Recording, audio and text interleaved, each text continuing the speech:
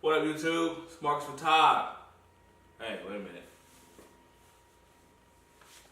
Had a little something on my shirt. Anyway, show must go on. Hey, I'm Marcus with Todd, talking to everybody on YouTube. Somewhere, kind of warehouse style. Got some photo shoots coming up. But I want to bring your attention to a lens. This is 2018. I think I'm going on almost a year with this lens here. It looks good though. Let me turn this way. This right here, guys, is the Sigma 85 art lens. It's 1.4. 1.4. I use the 1.4 every now and then, but majority of the times I might use 2.8, something like that. Anyway, right here, this is the best lens for your Canon 80D. Pretty much, it's the best lens for any camera that you own. But I want to bring the attention to those who are using crop sensors and stuff like that. This Sigma 85 art lens right here, autofocus, manual switch, control sitting right there. Now this is not how I actually use this lens. I actually use it like this. So you do it like that, you look real good. See how long that is? Yep. See. But I like the hood on it, and I recommend using the hood unless you're trying to get some sunlight glares in some of your shots. But sometimes I'm using these big parabolic umbrellas, and you want to kind of keep the light out of there. So, but one most important thing I want to talk to you about is since it's been so long, it's time to clean the lens. And this is what I recommend on cleaning the Sigma 85 1.4 art lens. Is you get some Raid. Believe it or not, you get some Raid, like bug spray, and you spray it right on the top. No, not a joke. Don't use Raid on this lens, I'm telling you. And you might start coughing and choking and stuff. Might kill yourself, especially if you're not in a vintage place. Y'all know I'm crazy. Hey, I'm from Mississippi. I just don't have the accent, right? Because I grew up on the coast, but I still like drinking out of these mason jars. My favorite drink sometimes. So, the best lens for the Canon 80D is this Sigma 85 1.4 art lens.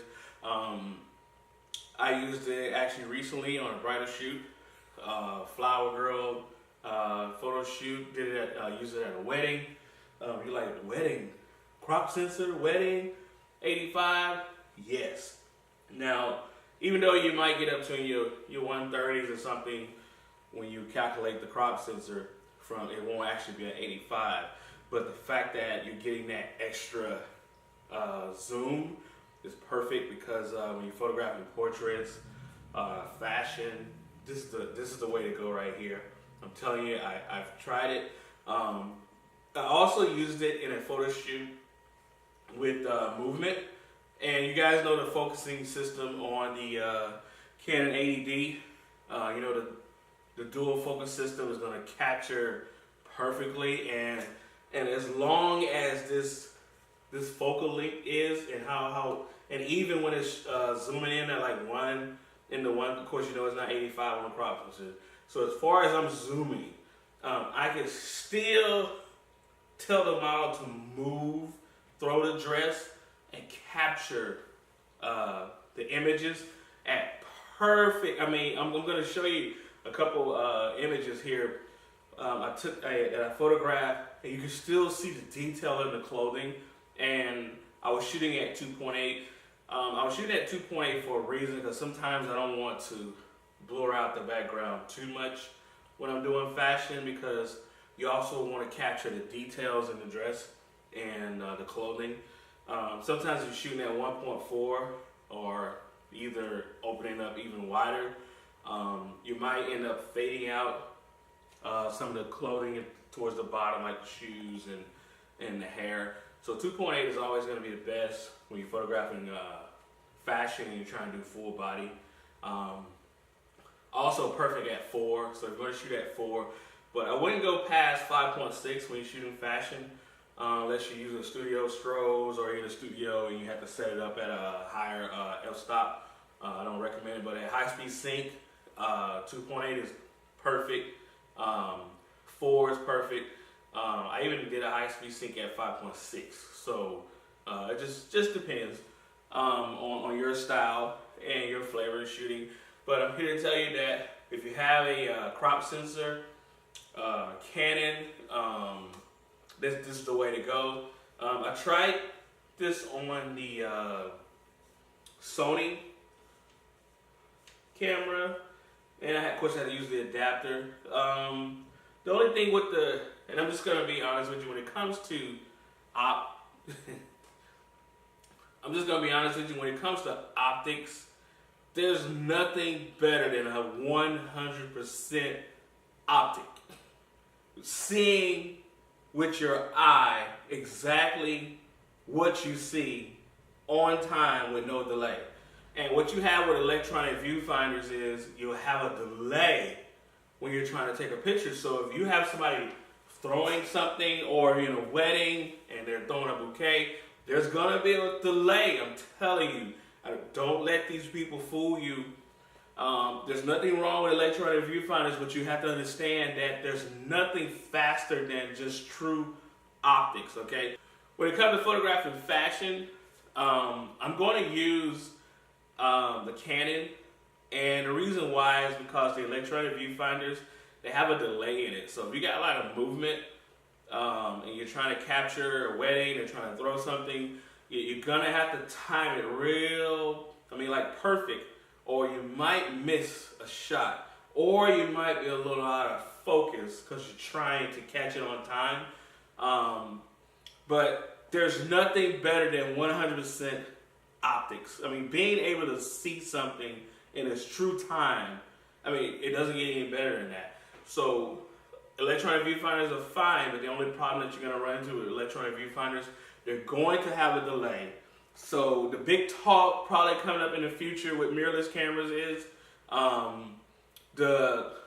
capturing the images faster when you're looking through the viewfinder. Also, even if you're looking like there is a delay. I'm telling you, there's nothing faster than actual true optics and what you see with your eye at actual real time. There is a delay in video screens, so it has to come to the screen first in order for you to see it. Optics, you're actually looking directly at it, and nothing has to delay and come back and forth. It's like your eye is actually capturing it. I know that's like a lot of talk, but for a year now, I've been shooting with the Sigma 85 1.4 art lens. Using it majority of the time, I am shooting at high speed sync, and I've been shooting like at least like sometimes 4,000 of a second. I try to go too far, like in the 8,000s of a second, because you end up getting a little saturation. You get a little oversaturation in your images when you're shooting it that fast like that. Okay, so 4,000 a second works for me. But if you like making adjustments in post, and that's fine. You want to get rid of some of the saturations, that's fine.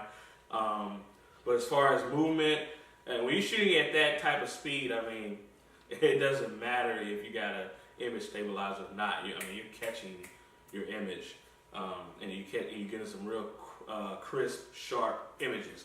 So guys, that's it. I just want to bring your attention. Today, the Sigma 85 art lens is still relevant today. This is 2018. I'm in Texas. It's cold. Y'all should have listened to the groundhog. The groundhog told you 6 more weeks of cold air, and y'all sat there and y'all lied and said, you know what, don't believe the groundhog, and the groundhog's on the ground laughing at y'all. He's been here before us, so listen to the groundhog, okay? It's cold. We got weather, thunderstorms. I'm from Mississippi, from the Gulf Coast. Where's the warm air? Gone. Groundhog told you. So I've been getting great shots. Perfect time to go out and photograph this time of year. I love the time changes. That's the best time to go out as well. So hey, here it is. Sigma 85 Art 1.4, still relevant, 2018.